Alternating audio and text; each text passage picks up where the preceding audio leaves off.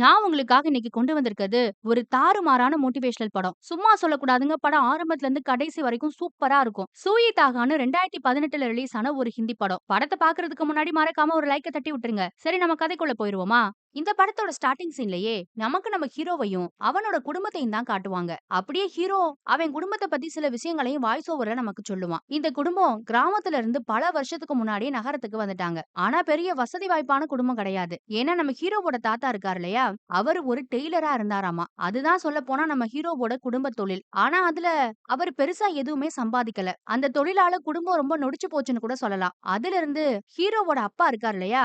அவருக்கு அந்த பரம்பரை தொழில பார்க்க விருப்பம் கிடையாது. குடும்பத்த காப்பாத்தணும்ன்றதுக்காக அவர் சின்னதா ஒரு கவர்மெண்ட் வேலைக்கு போயிருக்காருங்க. அதுக்கப்புறமா தான் குடும்பம் கொஞ்சம் நல்ல நிலைமைக்கு வந்திருக்கு. ஹீரோவோட அப்பாவுக்கு 2 பசங்க. ஒண்ணு நம்ம ஹீரோ, இன்னொன்னு அவனோட அண்ணன். நம்ம ஹீரோவுக்கும் கல்யாணம் ஆயிடுச்சு, அண்ணங்காரனுக்கும் கல்யாணம் ஆயிடுச்சு. ஆனா அண்ணங்காரன் பொண்டாட்டியோட மாமனார் வீட்டோடயே போய் செட்டில் ஆயிட்டானாம். நம்ம ஹீரோவும் ஹீரோவோட பொண்டாட்டியும் மட்டும் அப்பா அம்மா கூடவே இருக்காங்க. நம்ம ஹீரோவும் அவனோட பொண்டாட்டியும் கல்யாணத்துக்கு முன்னாடியும் பெருசா பழகுனது இல்லையாம். கல்யாணத்துக்கு அப்புறமும் கூட அவங்களுக்குள்ள அந்த அளவுக்கு பழக்கம்லாம் கிடையாதுன்னு சொல்லலாம்.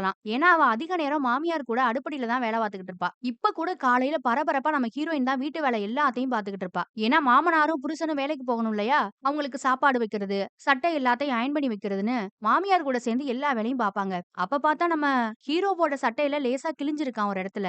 அத ஹீரோ கிட்ட சொல்லும்போது, அவனே அவங்க வீட்ல இருக்க ஒரு தையல் மிஷின எடுத்து கிழிஞ்சத எல்லாத்தையும் தச்சுக்குவான். இந்த தையல் மிஷினும் இவங்க வீட்ல ஒரு ஆளு தான். ஆனா அது இவங்களோடது கிடையாது. பக்கத்து வீட்டுக்காரங்களோடது. அந்த பக்கத்து வீட்டு அம்மா எப்பவுமே இவங்க வீட்ல தான் டீ, சமோசா குடிச்சுக்கிட்டு இங்கேயே கிடக்குது. அதனால அதோட மிஷினும் இங்கேயே கிடக்குது போல. அடுத்து நம்ம ஹீரோ கிழிஞ்ச சட்டைய அவனே நல்லபடியா தச்சுக்கிட்டு வேலைக்கும் கிளம்பிக்கிட்டு இருப்பான். அவன்கிட்ட ஒரு பழைய சைக்கிள் இருக்கும். அதுல தான் எப்பவும் வேலைக்கு போறதுண்டு. அப்ப பார்த்தா அண்ணங்காரன் பைக்ல ஜம்முன்னு வந்து இறங்குவான் வீட்டு முன்னாடி. அவன் மாமனார் வீட்டோட இருக்கிறதுனால ஓரளவுக்கு நல்லா வசதியாவே இருக்கான். அண்ணன், அண்ணி 2 பேருமே வேலை பார்க்கறாங்க. ஆனா அவங்க பிள்ளைய நம்ம ஹீரோவோட பொண்டாட்டி தான் எப்பவும் பார்த்துக்கணும். இவளும் மனசு கோணாம எல்லா வேலையுமே பார்ப்பாங்க. அந்த அளவுக்கு ரொம்ப நல்ல பொண்ணு நம்ம ஹீரோயின். அடுத்ததா நம்ம ஹீரோ சைக்கிள் எடுத்துக்கிட்டு ரொம்ப தூரம் டிராவல் பண்ணி அவன் வேலை பார்க்குற கடைக்கும் போவான். இவன்கிட்ட தான் கடை சாவி கூட இருக்கும். முதலாளி வர்றதுக்கு முன்னாடியே கடைய தொறந்து அத கிளீன் பண்ணி எல்லாத்தையும் நீட்டா வச்சிருவாங்க. அவன் வேலை பார்க்கறது கூட ஒரு தையல் மிஷின் விக்கிற கடை தான். அதே நேரத்துல கடைக்கு புது தையல் மிஷின் வேற வந்து இறங்கும். அதையும் இவன் தான் உள்ள எடுத்து கொண்டு போய் வச்சுக்கிட்டு இருப்பான். இந்த தையல் மிஷின்லாம் கவர்மெண்ட் ஏதோ ஸ்கீம் மூலமா ஏழை பால மக்களுக்கு ஃப்ரீயா குடுக்குறாங்களாம். அத ஒருத்தன் ஆட்டைய போட்டுட்டு வந்து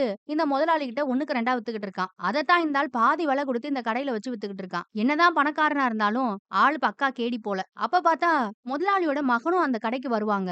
ஆனா அவன் நம்ம ஹீரோவ ஒரு மாதிரி ரொம்ப மட்டமா தான் நடத்துவான். அப்பா இவன் பத்திரிக்கை குடுக்குறேன்னு நேத்து என் வண்டிய எடுத்துட்டு போய் கீழ போட்டுட்டான்னு முதலாளி கிட்ட கம்ப்ளைண்ட் வேற பண்ணிக்கிட்டு இருக்கா ஹீரோவ பத்தி. ஆனா நம்ம ஹீரோ இத சமாளிக்கிறதுக்காக எப்படி வண்டி எடுத்துட்டு போனா ஒரு நாய் குறுக்க வந்துச்சு அப்படி இப்படின்னு ஏதேதோ காமெடி பண்ணி நடிச்சு காட்டி எல்லாரையும் சிரிக்க வச்சுக்கிட்டு இருப்பான். அவங்க என்னமோ இவன ஒரு வேலைக்காரன் மாதிரி அடிமட்ட ரேஞ்சுக்கு தான் நடத்துவாங்க.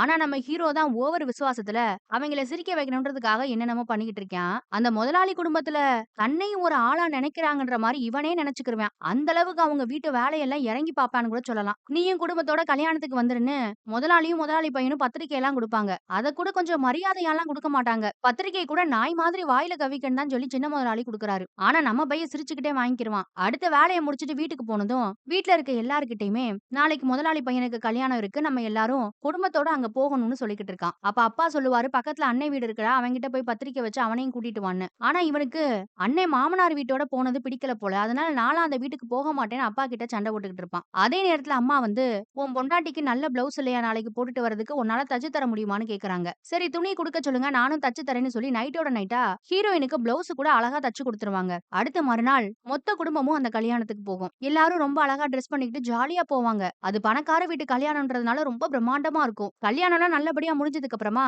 குடும்பத்தோட ஸ்டேஜ்ல போய் கிஃப்ட் எல்லாம் கொடுத்துட்டு போட்டோ எடுத்துக்கலாம்னு போனா அங்க இவங்க குடும்பத்தோட நிக்கிறது அவங்களுக்கு எரிச்சலா இருந்திருக்கும் போல. போட்டோலாம் அப்புறம் எடுத்துக்கலாம். உள்ள இருக்க வேலையை போய் பாருடான்னு நம்ம ஹீரோவ பத்தி விட்டுருவாங்க. இதுல மொத்த குடும்பத்துக்கும் முகமே மாறி போயிரும். ஆனா நம்ம ஹீரோவுக்கு இது தப்பா தெரியாது. அவன் போய் அங்க இங்கன்னு வேலை பார்த்துக்கிட்டு இருப்பான். இங்க அம்மா அப்பா பொண்டாட்டி அண்ணன்னு எல்லாரும் ஒரு மாதிரி சங்கடப்பட்டுக்கிட்டு இருப்பாங்க. அதே நேரத்துல இவன் தான் எல்லாருக்கும் பரிமாறிக்கிட்டு வேற இருப்பான். அந்த நேரத்துல புதுசா கல்யாணம் ஆன ஜோடி இருக்காங்க இல்லையா?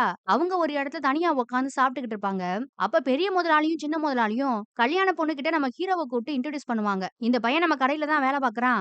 எல்லாரையும் இவன் ரொம்ப ரொம்ப நல்லா சிரிக்க வைப்பேன். ஒவ்வொரு நேரம் ஒவ்வொரு மாரி ஆக்ட் எல்லாம் பண்ணுவேன்னு சொல்லிக்கிட்டு இருப்பாய்ங்க. புதுசா கல்யாணம் பண்ணி வந்த என் ஒய்ஃப்க்காக ஒரு தடவ நாய்க்குட்டி மாரி நடிச்சு காட்டுன்னு நம்ம சின்ன முதலாளி ஹீரோ கிட்ட கேட்பாரு. அவர் கேட்டதும் அவனுக்கு ஏதோ தலையில கிரீடத்த தூக்கி வச்ச மாரி இருக்கு. உடனே அந்த பையனும் ஒரு குட்டி நாய்க்குட்டி மாரி அப்படியே ஆக்ட் பண்ண ஆரம்பிச்சுருவாங்க. அத பார்த்து அங்க இருக்க எல்லாருமே சிரிப்பாங்க. போதா குறைக்கு சின்ன முதலாளி ஏதோ சிக்கன் பீஸ தூக்கி போடுற மாரி அவர் ஒரு பக்கம் ஆக்ட் பண்ணிக்கிட்டு இருப்பாரு. இவன் நாய்க்குட்டி மாரி உருண்டு பரண்டு வித்தையெல்லாம் காட்டிக்கிட்டு இருப்பான். என்னடா திடீர்னு கல்யாண கூட்டம் கைதட்டி சிரிச்சுக்கிட்டு இருக்கேன்னு நம்ம ஹீரோவோட குடும்பம் திரும்பி பார்த்தா, இவன் நாய்க்குட்டி மாரி பொறண்டுகிட்டு இருப்பான். அத பார்த்ததும் அப்படியே நம்ம ஹீரோயினுக்கு கண்ணெல்லாம் கலங்க ஆரம்பிச்சுரும். ஏன்னா புருஷன்காரன் இல்லையா? என்ன இவ்ளோ பேருக்கு முன்னாடி இப்படி ஜோக்கர் மாரி ஏதேதோ பண்ணிக்கிட்டு இருக்கானேன்னு அவ ரொம்ப அப்படியே உடைஞ்சு போய் அழ ஆரம்பிச்சுருவா. அத பாக்குற அவனோட அம்மா, அப்பாவுக்கு கூட ரொம்ப வருத்தமா இருக்கும். ஒரு வழியா கல்யாணம் எல்லாம் முடிஞ்சு போகும்போது, நம்ம ஹீரோவோட குடும்பம் ரொம்ப சோகமா போகும் வீட்டுக்கு. இவனும் ஏதேதோ பேசி சமாளிக்கலான்னு பாப்பான். ஆனா அவங்கலாம் அப்செட்டா தான் இருப்பாங்க. இவனுக்குமே நல்லா புரியுது நம்ம பொண்டாட்டிக்கு கண்டிப்பா நாம பண்ணது மனசுக்கு சங்கடமா இருக்கும்னு. அதனால வீட்டுக்கு வந்ததும் உனக்கு என் மேல கோவமான்னு கேட்பான். ஆனா அவ பெருசா கோவப்பட்டு சண்டை எல்லாம் போட மாட்டா. நீங்க எப்பவுமே அவங்கள எல்லாம் சிரிக்க வைக்கிறதுக்காக இப்படி நாய் மாரி நடிப்பீங்களான்னு கேட்பா. இல்ல இல்ல ஒரு சில நேரம் குரங்கு மாரி நடிப்பேன். ஒரு சில நேரம் மாடு மாதிரி, நாய் மாரி மாறி மாறி நடிப்பேன்னு சொன்னதும் அவளுக்கு ரொம்ப தாங்க முடியாது. அப்படியே ரொம்ப அழ ஆரம்பிச்சுருவா. இதுக்கெல்லாம் ஏன் அழற? சர்க்கஸ்லலாம் பொதுவா மத்தவங்கள சிரிக்க வைக்க இப்படி எல்லாரும் நடிப்பாங்க தானேன்னு அவன் கேட்கும்போது, நீங்க ஒண்ணும் சர்க்கஸ்ல வேலை பார்க்கல. அது உங்களுக்கு புரியுதா இல்லையான்னு அவ திரும்ப கேட்பா. அவன் அப்படியே ஒரு மாரி ஷாக் ஆயி பார்ப்பான். உங்களுக்கு நெறைய திறமை இருக்கு. உங்களால எல்லா விதமான ட்ரெஸ்ஸையுமே தைக்க முடியும். எல்லாமே உங்களுக்கு தெரியும். அப்படி இருக்கும்போது நீங்க ஒரு கடைய போட்டு சொந்த தொழில ஆரம்பிக்க வேண்டியதானே? ஏன் இப்படி அவமானப்பட்டு ஒரு இடத்துல வேலை பார்க்குறீங்கன்னு கேட்டுருவா. ஆனா இவ இப்படி சொல்லுவான்னு அவன் எதிர்பார்த்திருக்கவே மாட்டான். இத பாரு அப்பா, அம்மா முன்னாடி தையல் தொழில் பண்ணணும்னு எதுவும் பேசிட்டு இருக்காத. அவங்களுக்குலாம் இது சுத்தமா பிடிக்காதுன்னு சொல்லி ஹீரோயின திட்டி அனுப்பிச்சு விட்டுருவான். அப்புறம் மறுநாள் காலையில எப்பவும் போல வேலைக்கு கிளம்பி போவாங்க. ஆனா போகும்போதெல்லாம் பொண்டாட்டி சொன்னது மனசுக்குள்ள ஓடிக்கிட்டே இருக்கும். அவகிட்ட என்னதான் இந்த பையன் சமாளிச்சுட்டு வந்தாலும், அவ சொல்றது சரிதானோன்னு இவனுக்கு தோணிக்கிட்டே இருக்கும். அதே மாதிரி இங்க வந்து வேலையெல்லாம் முடிச்சுட்டு கடையில உட்கார்ந்து சாப்பிட்டுக்கிட்டு இருப்பான்.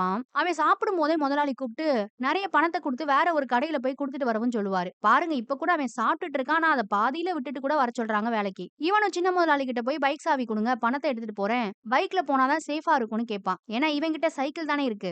ஏன் என்கிட்ட பைக்க வாங்கிட்டு போயி அந்த பக்கமா உன் பொண்டாட்டிய கூட்டிட்டு போய் ஊர் சுத்த போறியான்னு அந்த பையன் ஒரு வார்த்தைய விட்டுருவான். இதுல நம்ம ஹீரோவுக்கு ரொம்ப டென்ஷன் ஆயிரும். பதிலுக்கு இவனும் பேச அவனும் பேசன்னு 2 பேருக்கும் நடுவுல அடிதடியே நடந்துரும். நம்ம ஹீரோ ஒரு பக்கம் சின்ன முதலாளிய அடிக்க, பெரிய முதலாளி வந்து தடுக்கன்னு பெரிய பிரளயமே நடந்துரும் கடையில. அவைங்க ஏற்கனவே இவன நாய் மாரி பாத்துட்டு இருந்தாங்க. இவன் அடிச்சா சும்மா இருப்பாங்களா? கால்ல போட்டிருந்த செருப்ப கழட்டி எல்லாம் அடிப்பாய்ங்க நம்ம ஹீரோவ. இவனும் அப்படியே அமைதியா அடங்கிலாம் போக மாட்டான். அதை எடுத்து திரும்ப அவைங்க மேல எரிஞ்சுட்டு வந்துருவான். இன்னொரு பக்கம் வீட்டுக்கு வந்து பார்த்தா, அப்பாவோட ரிட்டயர்மென்ட் பார்ட்டி நடந்துகிட்டு இருக்கும். அவரோட வேலை செஞ்சவங்க எல்லாருமே வந்திருப்பாங்க. அந்த ஃபங்ஷன் ஒரு பக்கம் போய்க்கிட்டு இருக்கும்போது, நம்ம ஹீரோயின் கிட்ட நைஸா போயி, "வேலைய விட்டுட்டேன். இனிமே நீ எதுக்குமே வருத்தப்பட வேண்டாம். என் புருஷனுக்கு வேலை இல்லன்னு கூட நீ கௌரவமா சொல்லிக்கோன்னு" சொல்லுவான். அவளுக்கு அத கேட்டதும் ரொம்ப சந்தோஷமா இருக்கும். அப்புறம் அந்த பார்ட்டி எல்லாம் முடிஞ்சு எல்லாரும் போனதுக்கு அப்புறமா, இவன் குடும்பத்து ஆளுங்க மட்டும் அங்க இருப்பாங்க. அப்ப எல்லார் முன்னாடியுமே நான் வேலைய விட்டுட்டேன். எனக்கும் முதலாளிக்கும் பிரச்சனை ஆயிருச்சுன்றத எல்லாத்தையும் சொல்லுவான். இத கேட்டதும் அப்பா, அம்மாவுக்கெல்லாம் ரொம்ப ஷாக்கா இருக்கும். ஏன்னா அப்பாவுக்கு இனிமே வேலை கிடையாது. அவர் ரிட்டயர் ஆயிட்டாரு. இவனுக்கும் வேலை போயிடுச்சுன்னு தெரிஞ்சதும், எல்லாம் தலையில இடி விழுந்த மாரி உட்கார்ந்திருப்பாய்ங்க. சரி அடுத்து என்னடா பண்ண போறேன்னு கேட்டா, தாத்தாவோட தொழிலையே பண்ண போறேன்.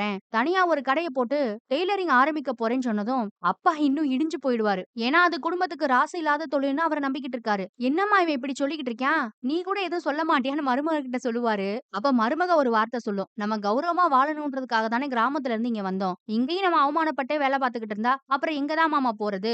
அவருக்கு பிடிச்ச மாரி அவர் இருக்கட்டும்னு சொன்னதும், அவர் இன்னும் டென்ஷன் ஆயிருவாரு. சரிதான், எல்லாரும் சேர்ந்து என்னோட ரிட்டயர்மென்ட் பணத்துல கண்ணு வச்சுட்டீங்க போலன்னு சொல்லிட்டு, மனுஷன் கோவமா அங்க இருந்து போயிடுவாரு. அந்த இடத்துல சீன கட் பண்ணி, மறுநாள் காலையில என்ன நடக்குதுன்றத நமக்கு காட்டுவாங்க.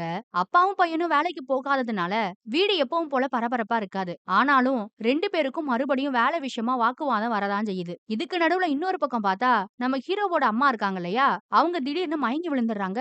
உடனே அடிச்சு புடிச்சு அவங்களுக்கு என்னாச்சுன்னு போய் பார்த்தா, அந்த அம்மா நெஞ்சு வலிக்குதுன்னு கத்திக்கிட்டு கிடக்கு. வேக வேகமா அவங்கள ஹாஸ்பிடலுக்கு எல்லாரும் கூட்டிட்டு போவாங்க.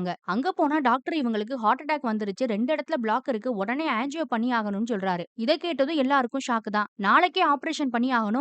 உடனே அட்வான்ஸ் பணத்த எல்லாம் கட்டுங்கன்னு சொல்லிக்கிட்டு இருப்பாரு டாக்டர் ஒரு பக்கம். ஆனா இவங்க கிட்ட இப்ப பாவம் காசு எதுவுமே கிடையாது. அதனால அப்பாவ மட்டும் அங்க வச்சுட்டு, நான் போய் காசுக்கு ஏதாவது ஏற்பாடு பண்ணிட்டு வரேன்ப்பான்னு சொல்லிட்டு, நம்ம ஹீரோவும் அவனோட பொண்டாட்டியும் வெளிய கிளம்பி போயிருவாங்க. ஆனா இவனுக்கு யார்கிட்ட போய் பணம் கேட்கணும்னு எந்த ஒரு ஐடியாவும் இல்ல. இவனுக்குன்னு தெரிஞ்சது அந்த ஒரு பணக்கார பழைய முதலாளி மட்டும் தானே. அதனால அங்க போய் கேட்கலாமான்னு கடை வரைக்கும் போயிருவான். ஆனா அவங்க கிட்ட மறுபடியும் போய் நிக்கிறதுக்கு இவனுக்கு மனசு வரலங்க. அதனால கேட்காமயே திரும்பி போயிடுவான். அப்புறம் புருஷனும் பொண்டாட்டியும் போய் ஒரு பஜார்ல உட்கார்ந்திருப்பாங்க. இவனுக்கு இப்ப என்ன பண்ணணும்னே தெரியல. கையில சுத்தமா காசு இல்ல. வேலையும் இல்ல. சின்னதா ஒரு தையக்கடைய போடலாம்னு நெனச்சா கூட ரூ. 10,000 வரைக்கும் வாடகை கேட்கறாங்க. நான் என்ன பண்றதுன்னு புலம்பிக்கிட்டு இருப்பா நம்ம ஹீரோயின் கிட்ட. அப்ப அவ சுத்தி முத்தி பாப்பா. அந்த பஜார்ல நெறைய பேர் கடை போட்டிருக்காங்க. ஆமாங்க, இங்க எல்லாரும் கடை போட்டிருக்காங்களே, இந்த இடம் யாருக்கு சொந்தம்னு கேட்பா ஹீரோவ பாத்து. இது கவர்மெண்டோட இடம்னு அவன் சொல்லுவான். இங்க கடை போட்டிருக்கிறதுக்கு இவங்க வாடகை குடுக்குறாங்களா? இல்ல ஏதாவது கரண்ட் பில் கட்டுறாங்களான்னு வரிசையா அவ ஒவ்வொரு கேள்வியா கேட்டுக்கிட்டு இருப்பா. இவனும் இல்ல இல்லன்னு சொல்லுவான். அப்பதான் அவங்க 2 பேருக்குமே ஒரு ஐடியா தோணும். ஏன் இந்த இடத்துல நம்ம ஒரு கடைய போடக்கூடாதுன்னு. அந்த இடத்துல நெறைய விதவிதமான கடை இருக்கு. ஆனா ஒரு தைய கடை கூட இல்ல. இந்த இடத்துல கடை போடுறதுக்கு பெருசா இவங்களுக்கு எந்த முதலீடும் தேவைப்பட போறதும் இல்ல. அதனால அந்த இடத்திலேயே கடைய போடலாம்னு 2 பேரும் முடிவு பண்ணிருவாங்க. நம்ம ஹீரோவுக்கும் ஒரு நல்ல ஐடியா கிடைச்சதுல ரொம்ப சந்தோஷம். அதே சந்தோஷத்தோட 2 பேரும் வீட்டுக்கு போனா, இவங்க போறதுக்கு முன்னாடி அம்மாவும், அப்பாவும் அங்க வந்திருப்பாங்க. "ஏன்பா அம்மாவ அட்மிட் பண்ணலையா? என்னாச்சு? ஆப்பரேஷன் பண்ணணும் அது இதுன்னு டாக்டர் சொன்னாரு. நீங்க பாட்டுக்கு வீட்டுக்கு கூட்டிட்டு வந்திருக்கீங்கன்னு" ஹீரோ கேட்டா, "உங்க அம்மா ஆப்பரேஷன் பண்ணிக்க மாட்டேன்னு சொல்றா. அவளுக்கு ஹாஸ்பிட்டல்ல இருக்கவே பிடிக்கலையாம். நான் என்ன பண்ணுவேன்? யார் தான் இந்த வீட்ல என் பேச்ச கேட்கறான்னு" அவர் சலிப்பா பேசிட்டு போயிருவாரு. அப்படியே அந்த இடத்துல சீன கட் பண்ணா, மறுநாள் காலையில என்ன நடக்குதுன்றத நமக்கு காட்டுறாங்க. நம்ம ஹீரோ அவன்கிட்ட இருக்கிற மிஷின அந்த பஜார்ல போய் கடை போடணுன்றதுக்காக ரெடி பண்ணி எடுத்துக்கிட்டு இருப்பான். கூடவே இது தாத்தாவோட தொழில் தானே. அதனால ஆசீர்வாதத்துக்கு அவரோட போட்டோவையும் எடுத்துட்டு போவான். அப்பாவுக்கு இந்த காரியம் பிடிக்கலனாலும் கூட அவர்கிட்ட ஆசீர்வாதத்தெல்லாம் வாங்கிட்டு அந்த பஜார்ல போய் ஆசைப்பட்டபடி கடையும் போட்டுருவாங்க. இவன் கடை போட்டதும் பெருசா யாரும் வந்து இவன்கிட்ட உடனேலாம் தைக்க குடுக்க மாட்டாங்க எதையும். இவன் ரொம்ப நேரம் சும்மாவே தான் உட்கார்ந்திருக்கான். கொஞ்ச நேரம் கழிச்சு ஹீரோவோட பொண்டாட்டி இவனுக்காக சமைச்செல்லாம் கூட எடுத்துட்டு வந்திருப்பா. ஏன்னா இவன் காலையில சாப்பிடாம வந்துட்டானாமா. அப்புறம் 2 பேரும் சேர்ந்து தான் சாப்பிடுவாங்க. பார்த்தா திடீர்னு நம்ம ஹீரோயின் ஓன்னு அழுவா. ஏன் என்னாச்சு? ஏன் அழுகுறேன்னு கேட்டா, கல்யாணம் ஆனதுல இருந்து இதுவரைக்கும் இவங்க சேர்ந்து சாப்பிட்டதே இல்லையாம். இப்பதான் முதல் தடவ நம்ம 2 பேரும் ஒண்ணா உட்கார்ந்து சாப்பிடுறோம்னு சந்தோஷத்துல அந்த அம்மா ரொம்ப அழுதுகிட்டு இருக்கும். இப்பதான் இவங்க 2 பேரும் கொஞ்சம் கொஞ்சமா நல்லா பேசி கூட பழக ஆரம்பிக்கிறாங்க. அப்புறம் பக்கத்துல இருக்க கடைக்காரங்க எல்லாம் சொல்லுவாங்க, "நீங்க இந்த இடத்துல கடை போட்டிருக்கிறது சரி. கடை போட்டிருக்கிறது எத்தனை பேருக்கு தெரியும்? சும்மா இப்படி கடைய மட்டும் போட்டு உட்கார்ந்திருந்தா தைக்கிறதுக்கெல்லாம் ஆள் வரமாட்டாங்க. இந்த பஜார சுத்தி நெறைய துணி கடை இருக்காம். அங்க போய் வேணா சொல்லி பாருங்க. உங்களுக்கு கஸ்டமர்ஸ்லாம் கிடைப்பாங்கன்னு" சொல்லுவாங்க. அதனால நம்ம ஹீரோவும் ஹீரோயினும் அந்த பஜார்ல இருக்க ஒவ்வொரு துணி கடைக்கா போயி, "நாங்க இந்த இடத்துல ஒரு தைய கடைய போட்டு வச்சிருக்கோம். உங்ககிட்ட யாராவது தைக்கணும்னு வந்தாங்கன்னா எங்ககிட்ட அனுப்பி வைங்க. நாங்க நல்லா தச்சு குடுப்போம்னு" எல்லார்கிட்டயும் போய் சொல்லிட்டும் வருவாங்க. அப்புறம் ஹீரோயின் வீட்டுக்கு கிளம்பி போயிடுவா. நம்ம ஹீரோ மட்டும் மரத்தடியிலேயே தையல் மிஷின் முன்னாடி உட்கார்ந்திருப்பான். ஆனா இப்ப வரைக்கும் யாரும் ஒரு கிழிஞ்ச துணிய கூட தைக்க வரலைன்னு சொல்லலாம். ஆனாலும் கண்டிப்பா அவனுக்கு கஸ்டமர் வருவாங்கன்ற நம்பிக்கை இருக்கு. அதனால அங்கனயே காத்துக்கிட்டு இருப்பான். அப்ப பார்த்தா திடீர்னு வீட்ல இருந்து ஃபோன் வருது. மறுபடியும் ஹீரோவோட அம்மா மயங்கி விழுந்துட்டாங்களாம். அவங்கள ஹாஸ்பிடலுக்கு கூட்டிட்டு போய்க்கிட்டு இருக்கோம்னு நம்ம ஹீரோயின் தான் ஃபோன் பண்ணி சொல்லுவா. அதனால அங்க இருக்க இவனோட ஐட்டத்த எல்லாத்தையும் பக்கத்துல இருக்கவங்க கிட்ட பாத்துக்க சொல்லிட்டு இவன் வேக வேகமா ஹாஸ்பிடலுக்கு போவாங்க. அங்க போனா இவன் வரதுக்கு முன்னாடி அப்பா, அண்ணன் எல்லாரும் இருப்பாங்க. அம்மாவுக்கு உடனே ஆபரேஷன் பண்ணணும்னு சொல்லிட்டாங்கடா. அதனால நான் வேற வழி இல்லாம என்கிட்ட இருந்த பென்ஷன் பணம் மொத்தத்தையுமே கட்டிட்டேன்னு அப்பா ஒரு பக்கம் சொல்றாரு. இவனுக்கு ரொம்ப கஷ்டமா இருக்கும். அம்மா எப்படி இருக்காங்கன்னு சொல்லி உள்ள போய் பார்த்தா, அவங்க இன்னமும் ஆபரேஷன் பண்ணிக்க மாட்டேன்னு தான் சொல்லிக்கிட்டு இருக்காங்க. அது மட்டும் இல்லாம நீ பழைய முதலாளி கிட்டயே வேலைக்கு போடா. நீ இப்படி வேலை இல்லாம இருக்கிறது எனக்கு ரொம்ப வருத்தமா இருக்குன்னு வேற நம்ம ஹீரோ கிட்ட சொல்லுவாங்க. அதே நேரத்துல அப்பாவும் அண்ணனும் வந்து பக்கத்துல ஏதோ ஒரு பவர் பிளான்ட் ஓபன் பண்ண போறாங்க. அங்க வேணா நீ ஏதாவது வேலைக்கு ட்ரை பண்ணலாமேன்னு வேற சொல்லிக்கிட்டு இருப்பாங்க. ஆளாளுக்கு இவன் உடனே வேற ஏதாவது ஒரு வேலைக்கு போகணும்னு நச்சரிச்சுக்கிட்டே இருப்பாங்க. ஆனா அவங்க சொல்ற ஐடியா எதுவுமே நம்ம ஹீரோவுக்கு சுத்தமா பிடிக்காது. ஏன்னா அவனுக்கு தைக்கிறது தான் ரொம்ப பிடிச்சிருக்கு. அதுல அவனுக்கு திறமையும் இருக்கு. அப்படி இருக்கும்போது ஏன் சம்பந்தமில்லாத ஒரு வேலைக்கு போகணும்? மாசம் மாசம் ஒரு அமௌண்ட் சம்பாதிக்கணும்ன்றதுக்காக ஏன் ஓடணும்னு அவன் மத்தவங்க சொல்றதெல்லாம் கேட்டு ரொம்ப எரிச்சல் படுவான். இப்படி இந்த குடும்பம் வாக்குவாதம் பண்ணிக்கிட்டு இருக்கும்போது அங்க இருக்க நர்ஸ் அம்மா எல்லாத்தையும் திட்டி விட்டு வெளியேயும் அனுப்பி விட்டுரும். எல்லாரும் வெளிய போகும்போது மாமியார் மருமகளை கூப்பிட்டு சேலைய கட்டிட்டு படுத்திருக்கிறது ரொம்ப அன்கம்ஃபர்டபுளா இருக்குமா, அதனால பக்கத்து வீட்ல எங்கேயாவது யார்கிட்டயாவது ஒரு நைட்டி இருந்தா வாங்கிட்டு வான்னு சொல்லி அனுப்புறாங்க. அப்புறம் எல்லாரும் வீட்டுக்கு வந்ததுக்கு அப்புறமா நம்ம ஹீரோவுக்கும் அவனோட பொண்டாட்டிக்கும் ஒரு ஐடியா வரும். ஏன் நாமளே மாமியார் கேட்ட மாதிரி ஒரு ட்ரெஸ்ஸ புதுசா ரெடி பண்ணி கொண்டு போய் குடுக்க கூடாதுன்னு. இவங்க கிட்ட புது துணின்னு எதுவுமே இருக்காது. அதனால வீட்ல இருக்க பெட்ஷீட், தலகாணி உரன்னு இருக்கிற எல்லாத்தையும் கலெக்ட் பண்ணி இவங்களே ஒரு கம்ஃபர்டபுளான ட்ரெஸ்ஸையும் ரெடி பண்ணுவாங்கங்க. அந்த ட்ரெஸ் எப்படி இருக்கணும்ன்ற அந்த மாடல் எல்லாத்தையும் ஹீரோயின் தான் சொல்லிக் குடுப்பா ஹீரோவுக்கு. அதுபடி அவனும் அவனோட மிஷின வச்சு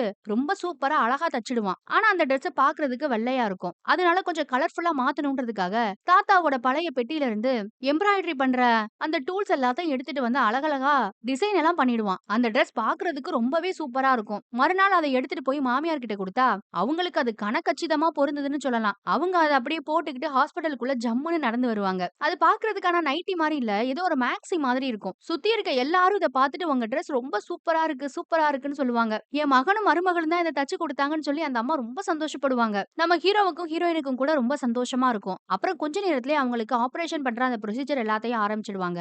மொத்த குடும்பமும் வெளியில வெயிட் பண்ணிட்டு இருக்கோம் ஆபரேஷன் முடியறதுக்காக. அப்ப வேக வேகமா நம்ம ஹீரோயின் ஓடி வந்து மாமியாருக்கு பிளட் தேவைப்படுது. நீங்க கீழ போய் ரத்தம் குடுத்துட்டு வாங்கன்னு நம்ம ஹீரோ கிட்ட சொல்லுவா. அதனால அவனும் அம்மாவுக்காக ரத்தம் குடுக்குறதுக்காக கீழ போவான்.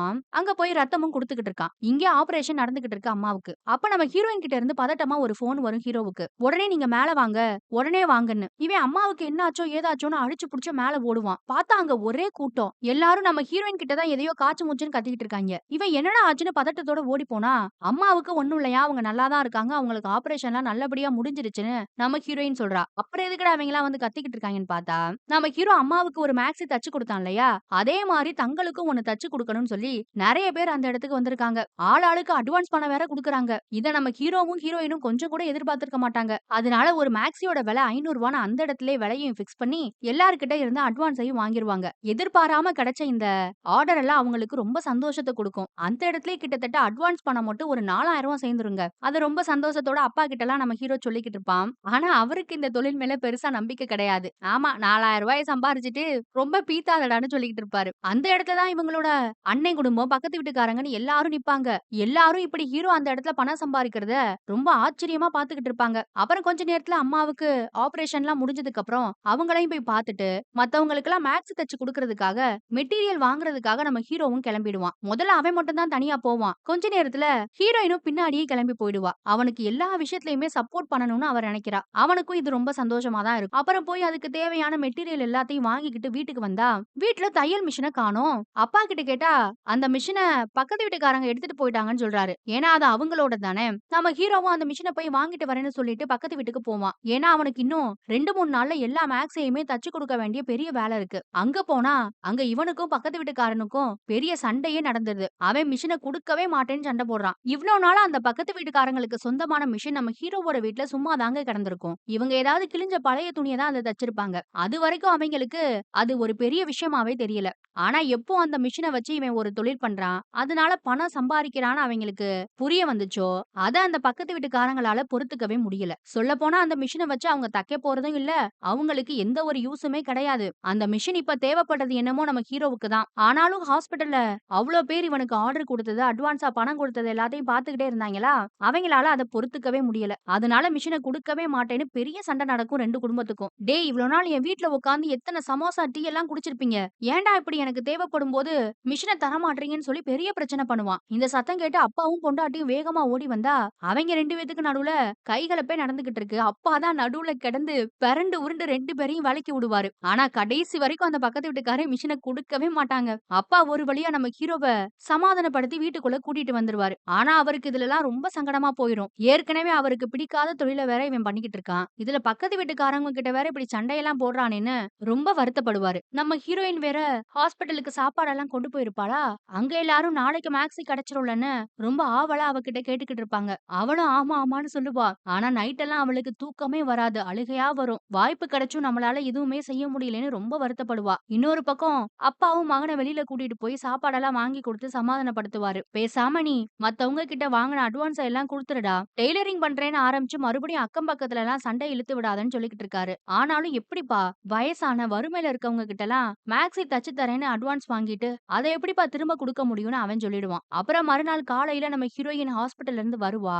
அப்ப நம்ம ஹீரோ ஆவலோட ஓடி வந்து ஒரு இடத்துக்கு போகணும் என் கூட வருவியான்னு கேட்பான். அப்புறம் இவங்களுக்கு தையல் மிஷின் இப்ப தேவைப்படுறதுனால அதை வாங்குறதுக்காக ஒரு ஆள்கிட்ட போவாங்க. அவர் யாருன்னா இவன் ஏற்கனவே பழைய கடையில வேலை பார்த்திருப்பான் இல்லையா, அங்க ஒருத்தர் ஃப்ரீ மிஷினை எல்லாத்தையும் கொண்டு வந்து ஒண்ணுக்கு பாதியா அந்த முதலாளி கிட்ட வித்துக்கிட்டு இருப்பாரு அவர்தான். அவர்கிட்ட போய் 2 நாளைக்கு மட்டும் ஏதாவது ஒரு மிஷின் இருந்தா கொடுங்கன்னு கேட்பான். ஆனா அவர் அதெல்லாம் தர முடியாதுன்னு சொல்லிருவாரு. ஆனா ஃப்ரீ மிஷின் ஒரு இடத்துல கிடைக்கும்னு சொல்றாரு. ஆனா அது இங்க பக்கத்துல இல்லையா, 40 கிலோமீட்டர் போணுமா. கவர்மெண்ட் அங்கதான் ஏழை மக்களுக்கு ஃப்ரீயா தையல் மிஷின் எல்லாம் குடுத்துட்டு இருக்காங்கன்னு சொல்றாரு. அவர் சொல்லி முடிக்கல. அதுக்குள்ள நம்ம ஹீரோவும் ஹீரோயினும் வேக வேகமா சைக்கிள் எடுத்துக்கிட்டு அந்த இடத்துக்கு போவாங்க. வெயில் ரொம்ப கொளுத்துதுங்க. போற பாதையெல்லாம் ரொம்ப கரடு முரடா இருக்கும். ஆனாலும் ஒரு தையல் மிஷினை வாங்கியே ஆகணுன்றதுக்காக 40 கிலோமீட்டர் கஷ்டப்பட்டு சைக்கிள்லே போயிட்டு இருப்பாங்க 2 பேரும். திடீர்னு ஒரு இடத்துல சைக்கிள் கீழ விழுந்து நம்ம ஹீரோவுக்கு செம்ம அடிபட்டுரும் கால்ல. ரத்தம் கொட்டும். ஆனாலும் மறுபடியும் வேக வேகமா பொண்டாட்டிய ஏத்திக்கிட்டு சைக்கிள்ல போய்க்கிட்டு தான் இருக்கான் அந்த மிஷினுக்காக. ஒரு வழியா அந்த இடத்துக்கும் வந்து சேர்ந்துருவாங்க. அங்கதான் ஃப்ரீ மிஷின் குடுக்குறாங்கன்னு சொல்லி இவங்களுக்கு டோக்கன் எல்லாம் குடுப்பாங்க. பார்த்தா அங்க ஒரு ஊரே நிக்கும் மிஷின் வாங்குறதுக்காக. இவங்களுக்கு அத பார்த்ததும் ஒரே ஷாக்கு. இந்த கூட்டத்துல மிஷின் கிடைக்குமா கிடைக்காதான்னு ரொம்ப யோசிச்சுட்டு இருப்பாங்க. அப்புறம் டோக்கனையும் ஒரு வழியா வாங்கிருவாங்க. உள்ள ஏதோ ஒரு டெஸ்ட் எல்லாம் வச்சுதான் அந்த டெஸ்ட்ல பாஸ் பண்ணா மிஷின் குடுப்பாங்களாமா. அதனால இவங்களும் ரொம்ப நேரமா வெயிட் பண்ணிட்டு இருக்காங்க அந்த டெஸ்ட்டுக்காக. பார்த்தா நம்ம ஹீரோவுக்கு கால்ல அடிபட்டு இருந்தது இல்லையா, அதனால ரொம்ப ரொம்ப வலிக்கும். அதனால பொண்டாட்டி சொல்லுவா, "ரொம்ப கூட்டமா இருக்கு. கண்டிப்பா நம்மளோட நம்பர் வரதுக்கு ரொம்ப நேரம் ஆகும். நீங்க பக்கத்துல ஏதாவது ஒரு ஹாஸ்பிட்டல் இருந்தா போயி, மருந்து போட்டு அந்த காயத்த எல்லாம் கட்டிட்டு வாங்கன்னு" சொல்லுவா. அதனால இவனும் பக்கத்துல இருக்க ஒரு ஹாஸ்பிட்டலுக்கு போவாங்க. அங்க பார்த்தா மனுஷங்களுக்கு ஆடு மாடுக்குன்னு ஒரே டாக்டர் தான் போல. டாக்டர் கூட இருக்க மாரி தெரியல. ஒரு கம்பவுண்டர் தான் வைத்தியம் பார்த்துக்கிட்டு இருக்கான். அங்கேயும் பெரிய கூட்டம் நிக்கும். இவனும் அடிபட்டிருக்கு கொஞ்சம் மருந்து மட்டும் குடுங்க. நானே கட்டு போட்டுட்டு போயிடுறேன்னு எவ்வளவோ கெஞ்சி பார்ப்பான். ஆனா அங்கேயும் வரிசையில தான் நிக்கணும்னு சொல்லி நம்ம ஹீரோவ திட்டி விட்டுறாய்ங்க. இந்த பக்கம் தையல் மிஷினுக்கும் ஒரு பெரிய கூட்டம் காத்துக்கிட்டு இருந்தது இல்லையா? அது கொஞ்சம் கொஞ்சமா நகர்ந்துகிட்டு இருக்கு. திடீர்னு பார்த்தா நம்ம ஹீரோவோட டோக்கன் நம்பரையும் கூப்பிட ஆரம்பிச்சுருவாங்க. நம்ம ஹீரோயினுக்கு ஒரே ஷாக்கு. ஏன்னா இவளுக்கு தைக்க தெரியாது. ஹீரோவுக்கு தான் தைக்க தெரியும். உள்ள 50, 50 பேருக்கா தைக்க தெரியுமா தெரியாதான்னு டெஸ்ட் வச்சு தான் அந்த டெஸ்ட்ல பாஸ் ஆனா தான் மிஷின் குடுப்பாங்க. ஆனா நம்ம ஹீரோ காலுக்கு மருந்து போட போனவன இன்னும் ஆள காணோம். இவ என்னடா பண்றதுன்னு முழிச்சுக்கிட்டு இருப்பா. அப்புறம் அங்க டோக்கன் குடுத்தவங்கட்ட போய் விசாரிச்சா, "இங்க யாருக்காகவும் வெயிட் பண்ணலாம் மாட்டோம்மா. ஒழுங்கா நீ உள்ள போன்னு" நம்ம ஹீரோயின உள்ள அனுப்பி விட்டுறாய்ங்க. அவளுக்கு ஒண்ணுமே புரியாது. ஆனாலும் அந்த மிஷின்ல போய் உட்கார்ந்து பக்கத்துல இருக்கவங்கள பார்த்து நூல்கண்டெல்லாம் போட்டு ஏதேதோ பண்ணிக்கிட்டு இருக்கா. அவளுக்கு ரொம்ப பதட்டமா இருக்கும். இன்னொரு பக்கம் நம்ம ஹீரோ இருந்தான் இல்லையா? அந்த ஹாஸ்பிட்டல்ல இன்னும் கூட்டம் நகர்ந்த பாடு இல்ல. அவனும் பொறுத்து பொறுத்து பார்ப்பான். பொறுக்க முடியாம இவனே எகிறி குதிச்சு மருந்தெல்லாம் எடுத்து கால்ல ஊத்திக்கிட்டு பஞ்ச வச்சுக்கிட்டு வேகமா அங்கிருந்து வந்துருவான். அங்கேயும் ஒரு கைகலப்பு தான். நம்ம ஹீரோ இங்க வந்து பார்த்தா ஹீரோயின காணோம். இவங்க டோக்கன் நம்பர ஆல்ரெடி கூப்பிட்டுட்டாங்க. ஆனா நம்ம ஹீரோவ உள்ள விட மாட்டாங்க இப்போ. அந்த பக்கம் ஹீரோயினுக்கு தைக்க தெரியாது. ஒரு தலகாணி உறைய தச்சு காட்டணுமாமா. மத்த எல்லாரும் வேக வேகமா தலகாணி உறைய தைக்க ஆரம்பிச்சிருப்பாங்க. ஆனா நம்ம ஹீரோயினுக்கு பாவம் ஒண்ணுமே தெரியாது. கிடைச்ச இந்த வாய்ப்பும் கைய விட்டு போச்சேன்னு அவ ரொம்ப அழுதுகிட்டு இருப்பா. அப்ப பார்த்தா நம்ம ஹீரோ வெளியில யார்ட்டயோ கெஞ்சி கூத்தாடி உள்ளயும் வந்திருப்பாங்க. அவன பார்த்ததும் அவளுக்கு ஒரு சந்தோஷம் வரும் பாருங்க. அவனும் அடிபட்ட காலோட வேக வேகமா ஓடி வருவான். ஏன்னா அவங்களுக்கு கிடைச்ச பெரிய வாய்ப்பு இது. எத பத்தியும் யோசிக்காம வேக வேகமா அந்த தலகாணி உறைய தச்சுக்கிட்டு இருப்பாங்க. ஆனா கால்ல அடிபட்டதுனால பெடல் பண்ண முடியாது. ஹீரோயின் தான் இன்னொரு பக்கம் உட்கார்ந்து பெடல் பண்ண ஹெல்ப் பண்ணிக்கிட்டு இருப்பா. டைம் வேற போய்க்கிட்டு இருக்கும். எல்லாரும் ஒவ்வொருத்தரா தச்சு அத கொண்டு போய் அவங்க கிட்ட காட்டிட்டும் இருப்பாங்க. ஆனா இவங்க கரெக்ட்டான டைமுக்குள்ள ரொம்ப வேக வேகமா ஒரு தலகாணி உறைய தச்சு முடிச்சிருவாங்க. அப்புறம் அத எடுத்துட்டு போயி அங்க உள்ளவங்கட்ட குடுத்தா, அவங்க அத பாத்துட்டு, "நீங்க நல்லா தச்சிருக்கீங்க. டெஸ்ட்ல பாஸ் பண்ணிட்டீங்க.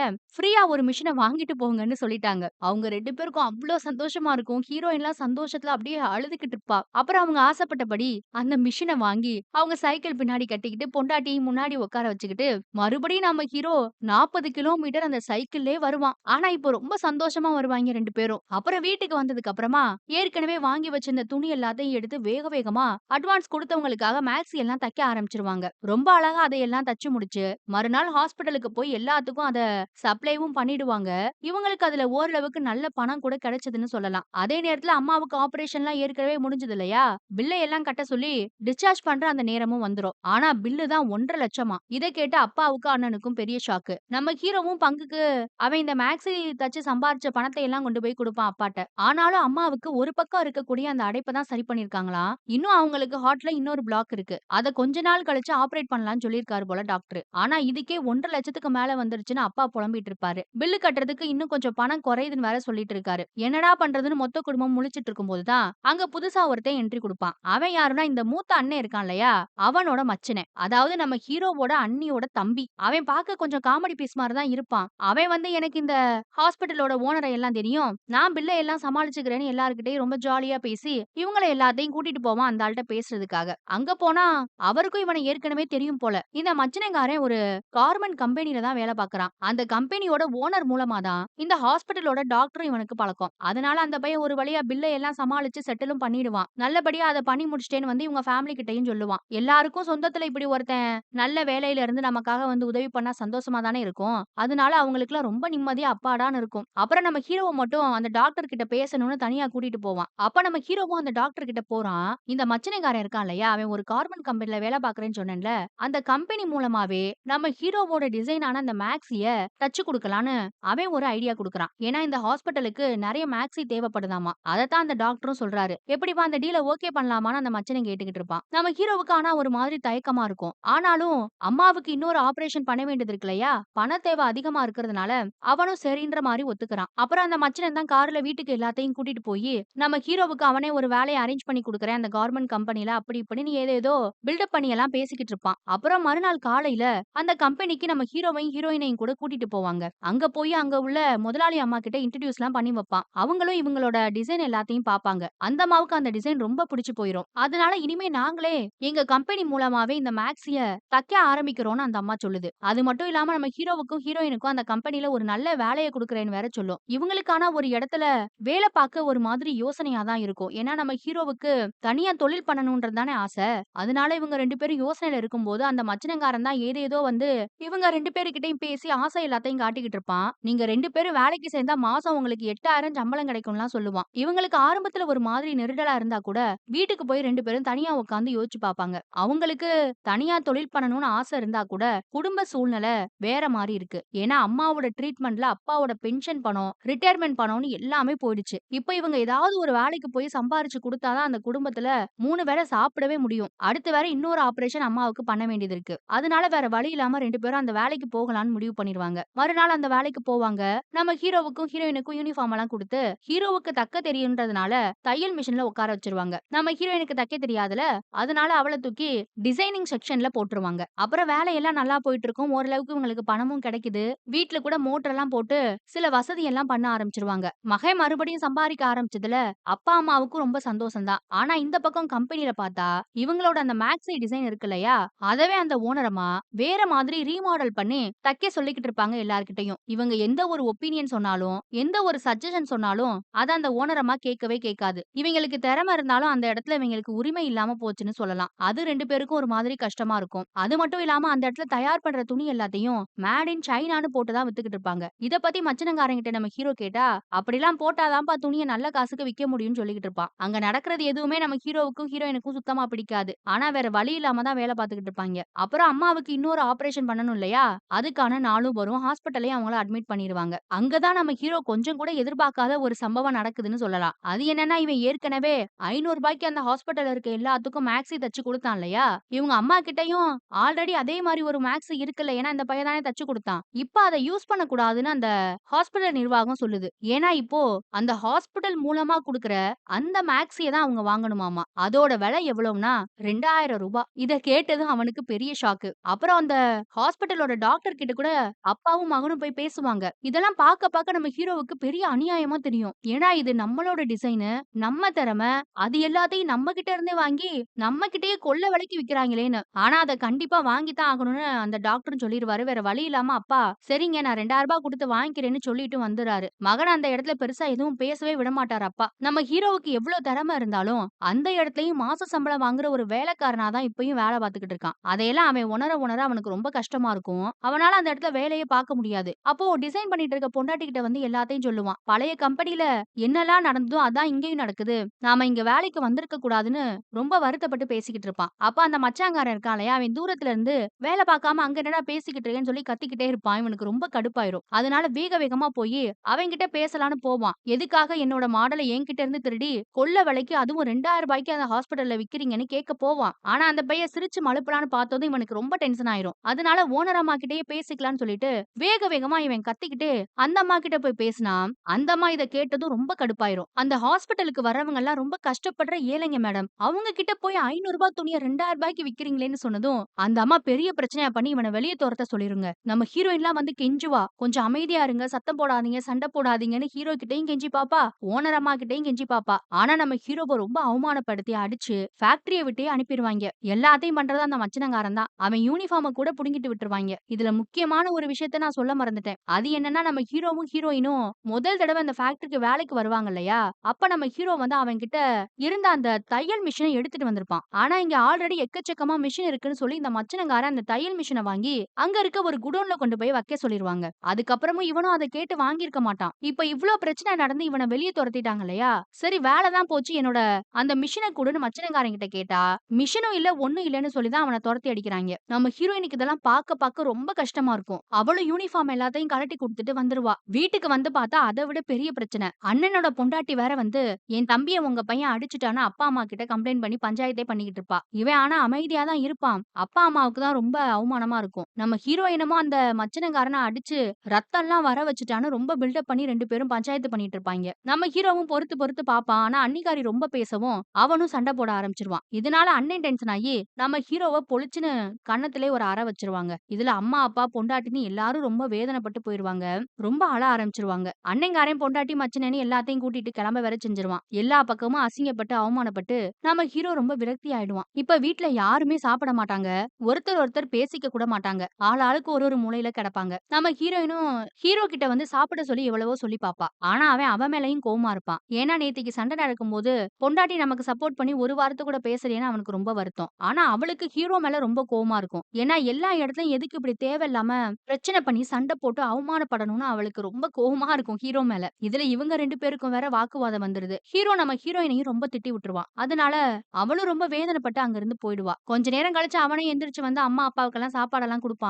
ஆனா ஹீரோயின வீட்ல காணோங்க. அதே நேரத்துல இன்னொரு பக்கம் நம்ம ஹீரோயின் இருக்கா இல்லையா? அவ அந்த ஃபேக்டரிக்கு வந்திருப்பா. அந்த மச்சினங்காரங்கிட்ட போயி, "என் புருஷன் பண்ணதெல்லாம் தப்புதான்னா, ஆனா அவரோட அந்த தையல் மிஷின மட்டும் தயவு செஞ்சு குடுத்துருங்கன்னு" கேட்பா. "இத பாரும்மா, நானும் இங்க வேல தான் பாக்குறேன். என் கையில எதுவும் கிடையாது. என்கிட்ட மிஷினும் கிடையாது. நீ போய் ஓனர் அம்மா கிட்ட பேசிக்கோன்னு" அவன் சொல்லிருவான். அதனால அந்த அம்மாவ பாக்குறதுக்காக ரொம்ப நேரம் வெயிட் பண்ணிட்டு இருப்பா. அங்க புதுசா ஏதோ ஒரு ஃபேஷன் காம்படிஷன் நடக்க போகுதாமா. அதுக்காக தான் அந்த ஓனர் அம்மா நெறைய பிரிப்பரேஷன்லாம் பண்ணிட்டு இருக்கு.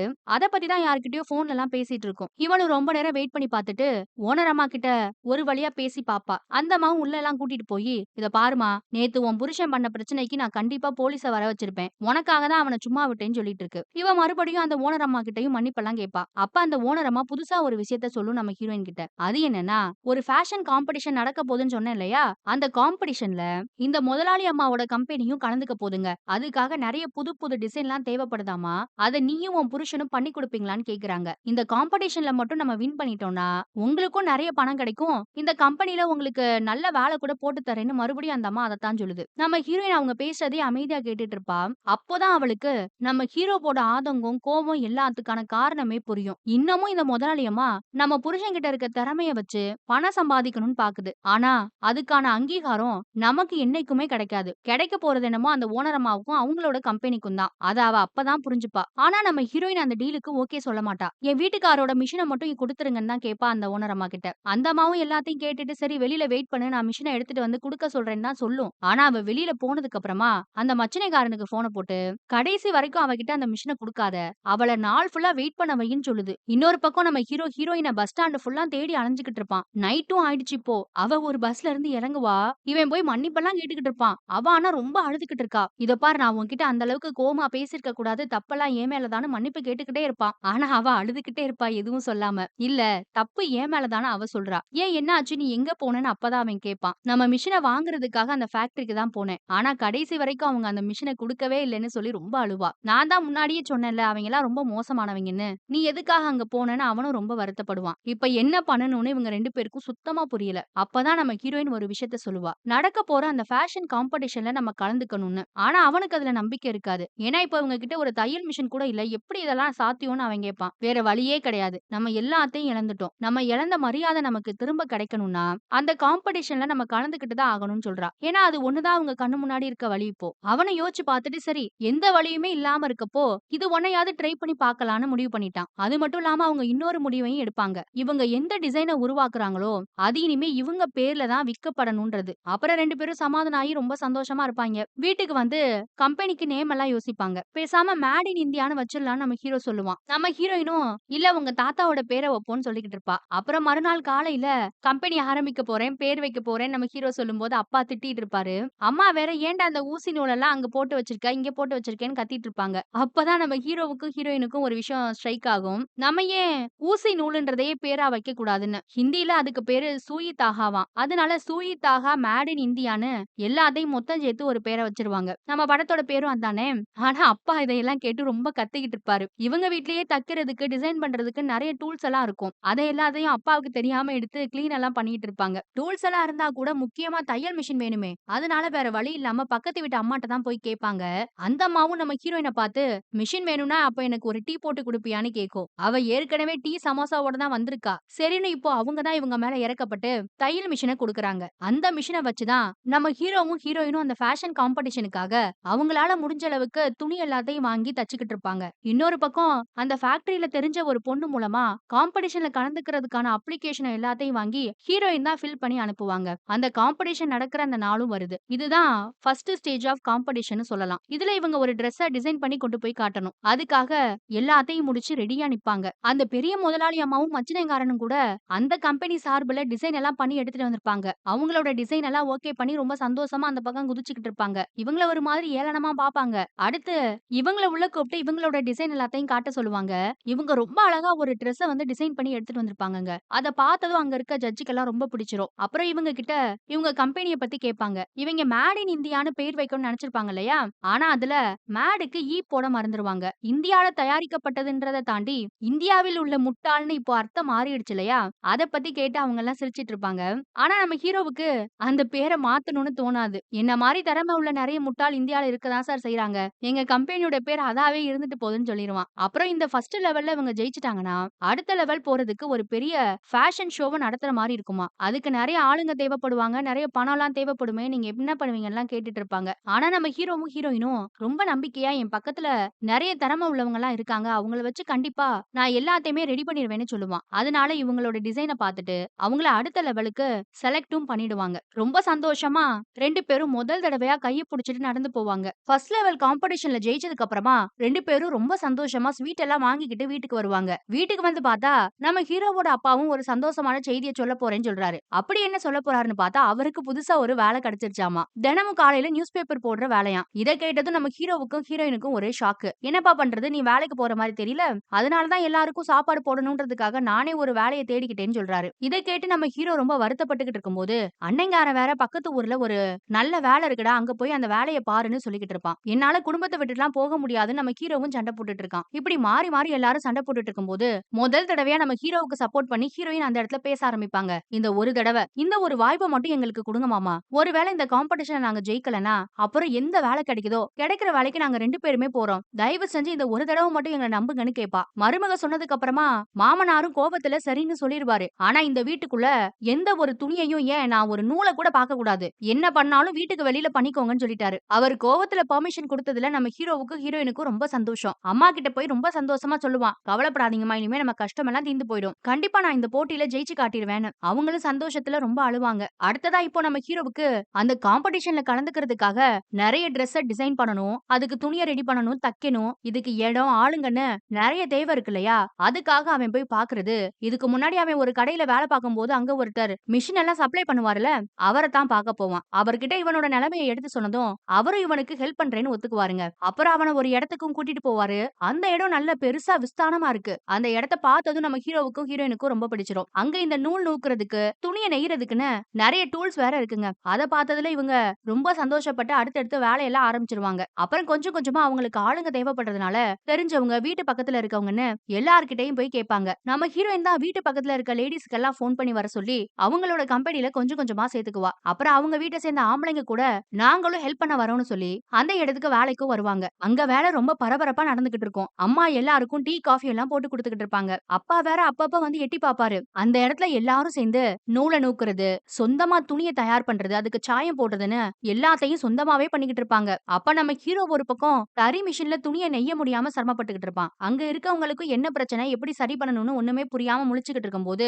திடீர்னு அப்பா வந்து அத எல்லாத்தையும் சரி பண்ணி குடுப்பாரு ரொம்ப சர்ப்ரைஸா. அதுக்கு மேல மனுஷன் அங்க நிக்க மாட்டாரு. வேக வேகமா கிளம்பிடுவாரு. அவரு வந்தது எல்லாருக்கும் ரொம்ப சந்தோஷமா இருக்கும். இப்படி எல்லாரும் வேக வேகமா வேலையெல்லாம் பார்த்துட்டு இருக்கும்போது, திடீர்னு ஒரு நாள் அண்ணங்காரன் அந்த மச்சினன் கிட்ட இருந்து எப்படியோ அந்த மிஷின வாங்கிட்டு வந்து தம்பிக்காக அந்த இடத்துல வச்சுட்டு போயிருப்பான். அத பார்த்ததும் நம்ம ஹீரோவுக்கு ரொம்ப சந்தோஷமா இருக்கும். அப்புறம் சண்டை போட்ட அண்ணன் தம்பி வேற ஒண்ணு சேர்ந்துருவாங்க. இப்படி எல்லாருமே ஒண்ணு சேர்ந்து வேலை எல்லாத்தையும் முடிச்சுட்டு ரொம்ப ஜாலியா வேற இருப்பாங்க. அப்புறம் அந்த காம்படிஷன் நடக்க போற நாளும் வந்துருங்க. இவங்க தச்ச அந்த துணி எல்லாத்தையுமே பெட்டிகள்ல ஏத்திக்கிட்டு பஸ்ஸ புடிச்சு கிளம்புறதுக்காக தயாரா இருப்பாங்க. அப்போ நம்ம ஹீரோவோட அப்பாவும் அந்த பஸ் ஸ்டாண்ட்ல தான் நியூஸ் பேப்பர் எல்லாத்தையும் வாங்கிக்கிட்டு இருப்பாரு. அவரையும் வர சொல்லி எல்லாரும் கூப்பிடுவாங்க. ஆனா அவர் வரமாட்டேன்னு வெறப்பா நிப்பாரு. அப்புறம் நம்ம ஹீரோயின் போய் அவரை வற்புறுத்தி கூப்பிட்டதும் அவரும் வரேன்னு சொல்லிடுறாருங்க. இப்ப நம்ம ஹீரோ, ஹீரோயின், குடும்பத்துல இருக்கவங்க, சுத்தி இருக்கவங்கன்னு எல்லாத்தையும் கூட்டிக்கிட்டு அந்த காம்படிஷனுக்கும் போவாங்க. அங்க போனா இவங்க போறதுக்கு முன்னாடியே காம்படிஷன்லாம் ஆரம்பிச்சு மத்த கம்பெனிய சேர்ந்தவங்கலாம் அவங்களோட அந்த மாடல்ஸ் எல்லாத்தையும் ரேம்ப் வாக் பண்ண அனுப்பிச்சுக்கிட்டு இருப்பாங்க. இவங்க ஒரு பக்கம் வேக வேகமா போய் மேக்கப் எல்லாம் போட்டுட்டு இருக்காங்க. அதுல நம்ம முதலாளி அம்மா இருக்கு இல்லையா? அவங்க கம்பெனி ஆளுங்களும் வந்திருப்பாங்க. ஆனா மத்தவங்கலாம் அவங்களோட அந்த ட்ரெஸ்ஸ பிரசன்ட் பண்றதுக்காக அழகழகான மாடல்ஸ கூட்டிட்டு வந்திருப்பாங்க. ஆனா நம்ம ஹீரோவும் ஹீரோயினும் இங்க மாடல்ஸா இறக்க போறது யாருன்னா, இவங்க குடும்பத்த சேர்ந்தவங்களையும், இவங்களுக்கு சப்போர்ட்டா கூட இருந்திருப்பாங்கல்ல ஃபிரெண்ட்ஸ் அவங்களையும் தான். இவங்க ஒரு பக்கம் மேக்கப் பண்ணி கிளம்பிக்கிட்டு இருக்காங்க. இவங்க பெருசா என்ன சாதிக்க போறாங்கன்ற மாரி அந்த மச்சாங்காரனும், அந்த முதலாளி அம்மாவும் அங்கிட்டு இங்கிட்டும் போகையில இவங்களையே நோட்ட விட்டுக்கிட்டு இருப்பாங்க. ஒரு வழியா அந்த பெரிய முதலாளியோட மாடல்ஸ் இருக்காங்க இல்லையா? அவங்க எல்லாம் ரெடி ஆயி அந்த ஃபேஷன் ஷோல ரேம்ப் வாக்கும் போவாங்கங்க. அந்த அம்மா சூப்பர் சூப்பரா டிசைன் எடுத்துட்டு வந்திருக்கு. அந்த Dress எல்லாமே ரொம்ப சூப்பராவும் இருக்கு. அத எல்லாத்தையும் உள்ள இருந்து ஒரு டிவில நம்ம ஆளுங்க எல்லாம் பார்த்துட்டு இருப்பாங்க. என்னடா இது இவ்ளோ அழகழகா டிசைன் எல்லாம் பண்ணி எடுத்துட்டு வந்திருக்காங்களே! நம்ம கொண்டு வந்த டிசைன்லாம் இங்க வின் பண்ணுமா? பண்ணாதான்னு இவங்களுக்கு ஒரு மாரி வருத்தமா போயிடும். அவைங்க அந்த புரோகிராம் எல்லாம் முடிச்சுட்டு வரும்போது, இவங்கள அப்படியே நக்கலா பார்த்துட்டு சிரிச்சுட்டுலாம் போவாய்ங்க. ஆனாலும் நம்ம ஹீரோவும், ஹீரோயினும் நம்பிக்கை குறையாம எல்லாத்துக்கும் அழகழகா டிரெஸ் பண்ணி விட்டு, ஒவ்வொருத்தரையா உள்ள இறக்கி விடுவாங்க. முதல்ல ஒரு கப்பிள்ஸ் இறக்கி விடுவாங்க. பரவால்ல இவங்களும் நல்லா தான் டிசைன் பண்ணியிருப்பாங்க. அடுத்து ஒரு வயசானவர இறக்கி விடுவாங்க. ஆனா இவங்களோட ஆளுங்களுக்கு ப்ராப்பரா எப்படி அங்க நடக்கணும்னு தெரியாது. அதனால குண்டக்க மண்டக்க கண்ண மூடிக்கிட்டு வேக வேகமாலாம் நடந்து போவாங்க. அத பார்த்து சுத்தி இருக்க கூட்டம் சிரிக்கும். அடுத்ததா அண்ணன் குடும்பத்த மொத்தமா இறக்கி விட்டுருப்பான் நம்ம ஹீரோ. அண்ணா, அண்ணி, அந்த குட்டி பையன்னு எல்லாரும் அழகழகா டிரெஸ் பண்ணிட்டு போவாங்க. அந்த டிரெஸ் பார்க்கறதுக்கே ரொம்ப வித்தியாசமாவும், அழகாவும் இருக்குது. அங்க இருக்க ஜட்ஜுக்கெல்லாம் பரவாயில்லையே கிளாத் எல்லாம் நல்லா இருக்கே, டிசைன் எல்லாம் நல்லா இருக்கேன்னு அத பார்த்ததும் புடிச்சு போயிரும். அப்புறம் அவன் இறக்கி விடுறது அம்மாவையும், அப்பாவையும். நல்ல பியூர் ஒயிட்ல 2 பேருக்கும் மேட்சிங்கான டிரெஸ்ஸ போட்டு அனுப்பி விட்டுருப்பான். அவங்களுக்கு ரேம்ப் வாக் எல்லாம் பண்ண தெரியாதுல்ல. அதனால கேஷுவலா தான் கைய புடிச்சுட்டு நடந்து போயிருப்பாங்க. சும்மா சொல்லக்கூடாது அந்த டிசைன் ரொம்பவே நல்லா இருக்கும். எல்லாரும் கை தட்டுவாங்க அவங்க நடந்து போறத பார்த்து. இதுல அப்பாவுக்கு ரொம்பவே சந்தோஷமா இருக்கும். அடுத்து இறங்க போறது நம்ம ஹீரோவும், ஹீரோயினும் தான். அதுக்காக முதல் தடவையா நம்ம ஹீரோயின் ப்ராப்பரா மேக்கப் வேற போட்டுப்பா. எல்லாரும் இவங்கள தான் எதிர்பார்த்துக்கிட்டு இருப்பாங்க. ரொம்ப சூப்பரா அழகா பிளாக் அண்ட் ஒயிட்ல வித்தியாசமான ஒரு டிரெஸ்ஸ போட்டுட்டு 2 பேரும் வருவாங்க. எந்த ஒரு ஆரவாரமும் இல்லாம ரொம்ப மெதுவா, அழகா நடந்து வருவாங்க அந்த ஸ்டேஜ்ல. அந்த டிசைன் பார்க்க ரொம்பவே சூப்பரா இருக்கும். எல்லாருக்கும் அது ரொம்ப பிடிக்கும். எல்லாரும் கை தட்டுவாங்க. இவங்களுக்கு இப்பதான் கொஞ்சம் நம்பிக்கையே வந்திருக்கு.